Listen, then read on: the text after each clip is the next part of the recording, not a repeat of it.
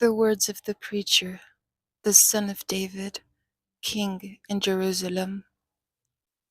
Vanity of vanities, says the preacher, vanity of vanities, all is vanity. What profit has a man from all his labor in which he toils under the sun? One generation passes away, and another generation comes, but the earth abides forever. The sun also rises, and the sun goes down, and hastens to the place where it rose. The wind goes toward the south, and turns around to the north. The wind whirls about continually, and comes again on its circuit. All the rivers run into the sea, yet the sea is not full. To the place from which the rivers come, there they return again. All things are full of labor. Man cannot express it. The eye is not satisfied with seeing, nor the ear filled with hearing. That which has been is what will be. That which is done is what will be done. And there is nothing new under the sun.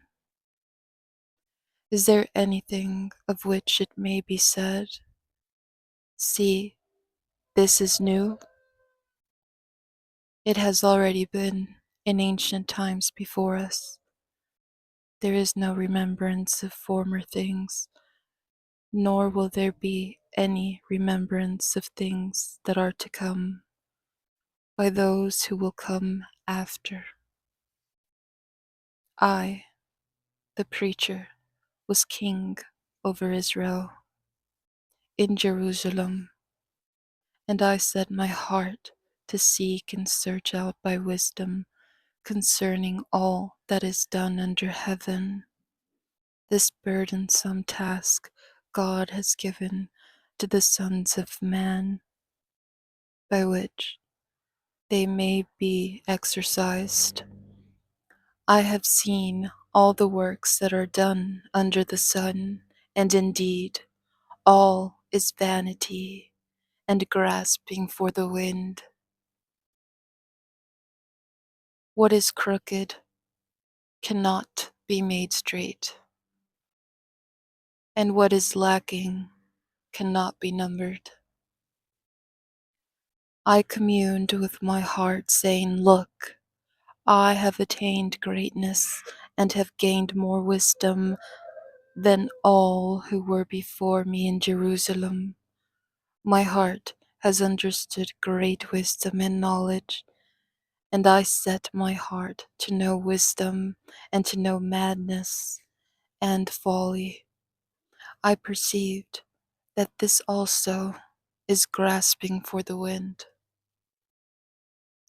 For in much wisdom is much grief, and he who increases knowledge increases sorrow.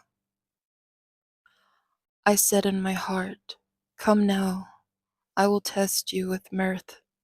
Therefore enjoy pleasure, but surely this also was vanity. I said of laughter, madness, and of mirth.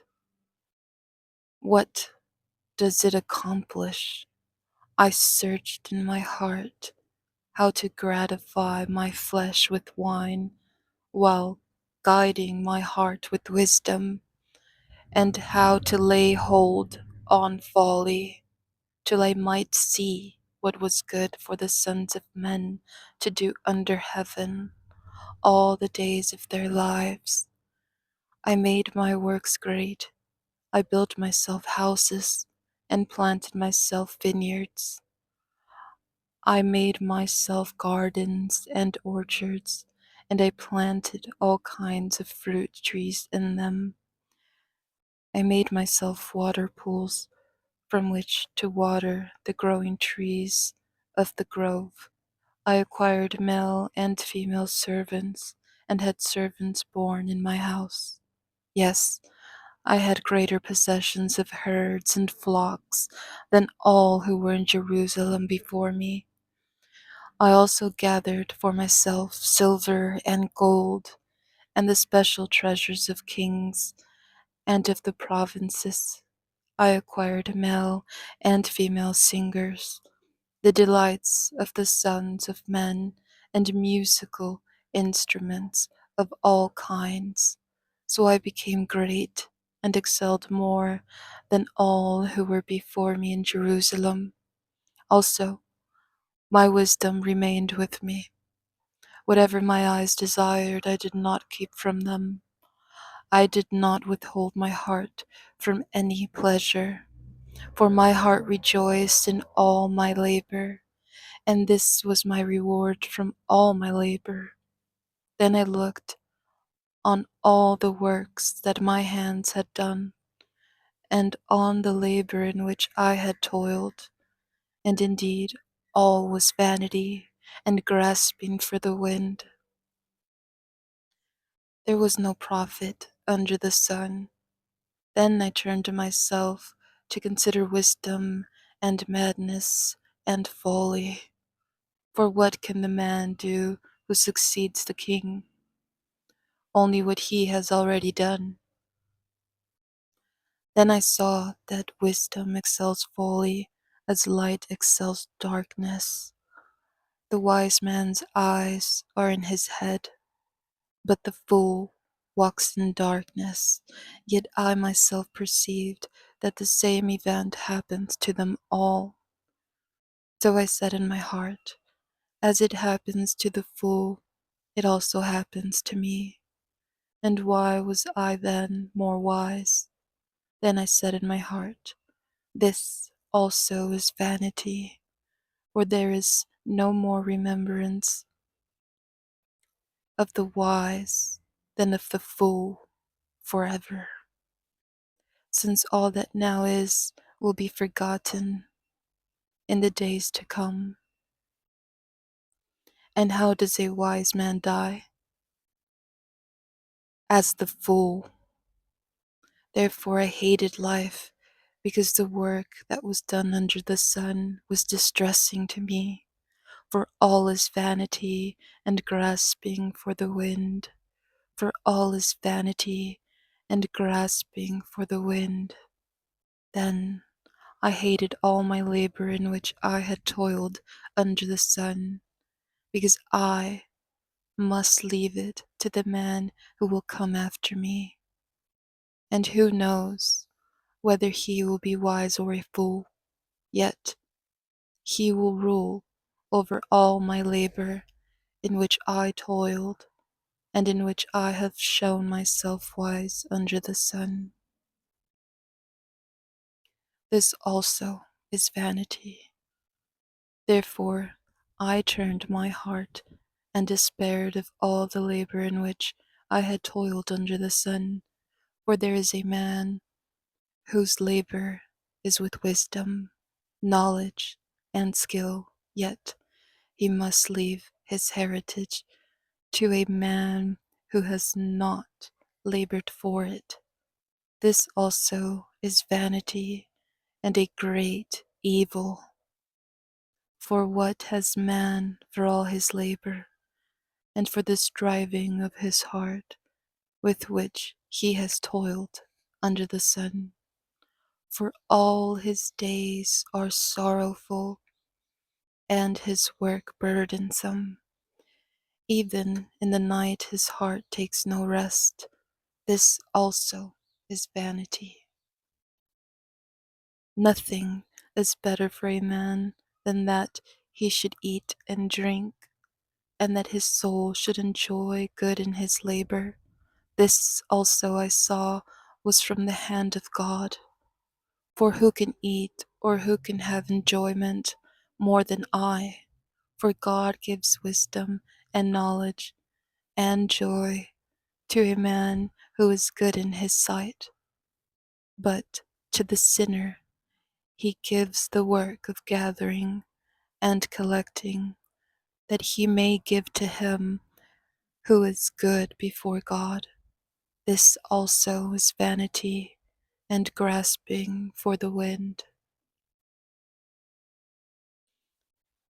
To everything there is a season, a time for every purpose under heaven, a time to be born and a time to die, a time to plant and a time to pluck what is planted, a time to kill and a time to heal, a time to break down and a time to build up, a time to weep and a time to laugh, a time to mourn and a time to dance, a time to cast away stones and a time to gather stones, a time to embrace and a time to refrain from embracing, a time to gain and a time to lose, a time to keep and a time to throw away, a time to tear and a time to sow, a time to keep silence and a time to speak, a time to love and a time to hate, a time of war and a time of peace. What profit has the worker from that in which he labors? I have seen the God-given task with which the sons of men are to be occupied. He has made everything beautiful in its time. Also, he has put eternity in their hearts, except that no one can find out the work that God does from beginning to end. I know that nothing is better for them than to rejoice and to do good in their lives, and also that every man should eat and drink and enjoy the good of all his labor. It is the gift of God. I know that whatever God does, it shall be forever, and nothing taken from it. God does it, that men should fear before him that which is has already been, and what is to be has already been. And God requires an account of what is past. Moreover, I saw under the sun. In the place of judgment, wickedness was there, and in the place of righteousness, iniquity was there. I said in my heart, God shall judge the righteous and the wicked, for there is a time there for every purpose and for every work.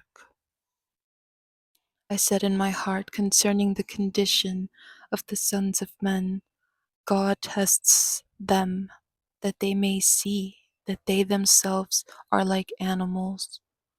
For what happens to the sons of men also happens to animals.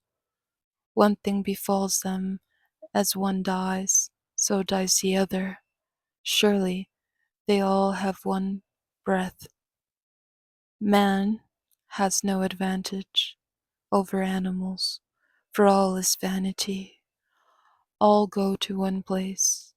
All are from the dust, and all return to dust. Who knows the spirit of the songs of men, which goes upward, and the spirit of the animal, which goes down to the earth? So I perceived that nothing is better than that a man should rejoice in his own works, for that is his heritage.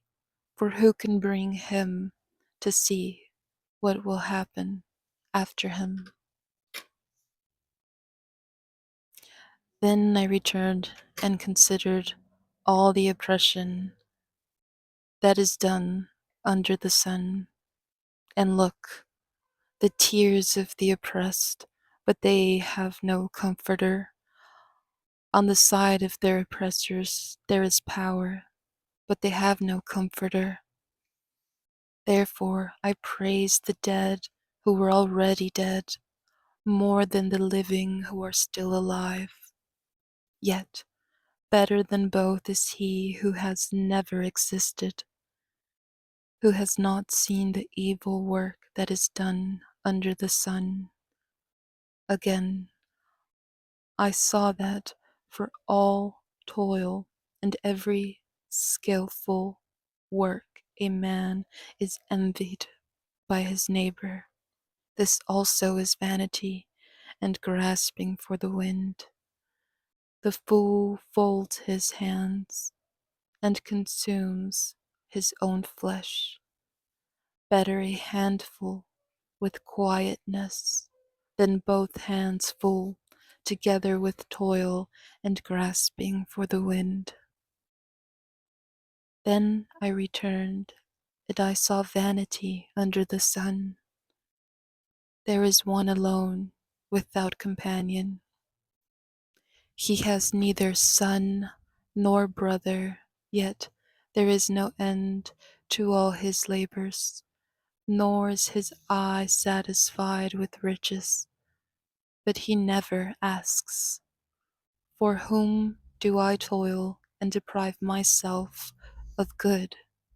This also is vanity and a grave misfortune. Two are better than one because they have a good reward for their labor. For if they fall, one will lift up his companion. But woe to him who is alone when he falls, for he has no one to help him up. Again, if two lie down together, they will keep warm. But how can one be warm alone? Though one may be overpowered by another, two can withstand him, and a threefold cord is not quickly broken. Better a poor and wise youth than an old and foolish king who will be admonished no more. For he comes out of prison to be king, although he was born poor in his kingdom. I saw all the living who walk under the sun. They were with the second youth who stands in his place. There was no end of all the people over whom he was made king. Yet those who come afterward will not rejoice in him. Surely this also is vanity and grasping for the wind. Walk prudently when you go to the house of God, and draw near to hear rather than to give the sacrifice of fools, for they do not know that they do evil. Do not be rash with your mouth, and let not your heart utter anything hastily before God. For God is in heaven, and you on earth. Therefore, let your words be few. For a dream comes through much activity, and a fool's voice is known by his many words. When you make a vow to God, do not delay to pay it, for he has no pleasure in fools. Pay what you have vowed. Better not to vow than to vow and not pay. Do not let your mouth cause your flesh to sin, nor say before the messenger of God that it was an error. Why should God be angry at your excuse and destroy the work of your hands? For in the multitude of dreams and many words there is also vanity. But fear God. If you see the oppression of the poor and the violent perversion of justice and righteousness in a province, do not marvel at the matter, for high official watches over high official, and higher officials are over them. Moreover, the profit of the land is for all. Even the king is served from the field. He who loves silver will not be satisfied with silver, nor he who loves abundance with increase. This also is vanity. When goods increase, they increase who eat them. So what profit have the owners except to see them with their eyes? The sleep of a laboring man is sweet, whether he eats little or much, but the abundance of the rich will not permit him to sleep. There is a severe evil which I have seen under the sun, riches kept for their owner to his hurt. That those riches perish through misfortune. When he begets a son, there is nothing in his hand. As he came from his mother's womb, naked shall he return, to go as he came, and he shall take nothing from his labor, which he may carry away in his hand. And this also is a severe evil, just exactly as he came, so shall he go. And what profit has he who has labored for the wind? All his days he also eats in darkness, and he has much sorrow and sickness and anger. Here is what I have seen. It is good and fitting for one to eat and drink, and to enjoy the good of all his labor in which he toils under the sun all the days of his life, which God gives him, for it is his heritage. As for every man to whom God has given riches and wealth, and given him power to eat of it, to receive his heritage and rejoice in his labor, this is the gift of God. For he will not dwell unduly on the days of his life, because God keeps him busy with the joy of his heart. There is an evil which I have seen under the sun, and it is common among men, a man to whom God has given riches and wealth and honor, so that he lacks nothing for himself of all he desires, yet God does not give him power to eat of it, but a foreigner consumes it. This is vanity, and it is an evil affliction. If a man begets 100 children and lives many years, so that the days of his years are many, but his soul is not satisfied with goodness, or indeed he has no burial, I say that a stillborn child is better than he, for it comes in vanity and departs in darkness, and its name is covered with darkness, though it has not seen the sun or known anything. This has more rest than that man, even if he lives 1,000 years twice, but has not seen goodness. Do not all go to one place? All the labor of man is for his mouth, and yet the soul is not satisfied. For what more has the wise man than the fool? What does the poor man have, who knows how to walk before the living? Better is the sight of the eyes than the wandering of desire. This also is vanity and grasping for the wind. Whatever one is, he has been named already, for it is known that he is man, and he cannot contend with him who is mightier than he. Since there are many things that increase vanity, how is man the better? For who knows what is good for man in life, all the days of his vain life, which he passes like a shadow? Who can tell a man what will happen after him under the sun?